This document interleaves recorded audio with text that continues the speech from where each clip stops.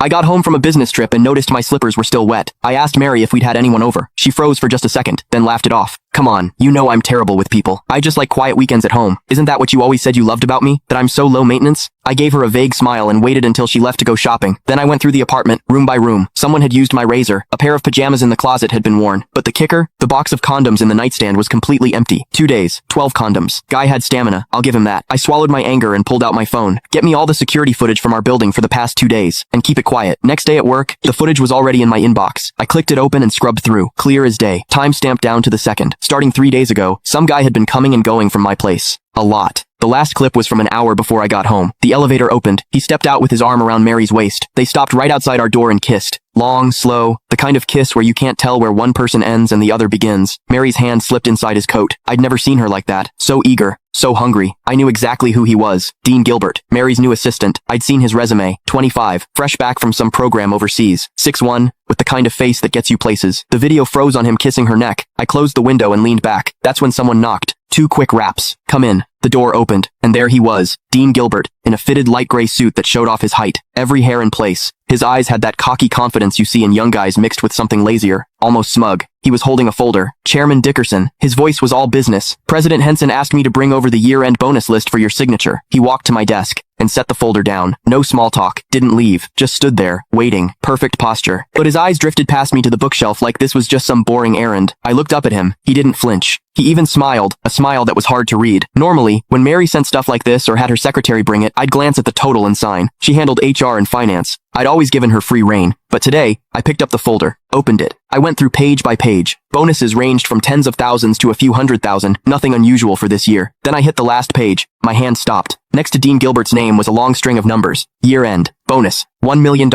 And in the notes, +1 company BMW, 730 Lee, $1 million.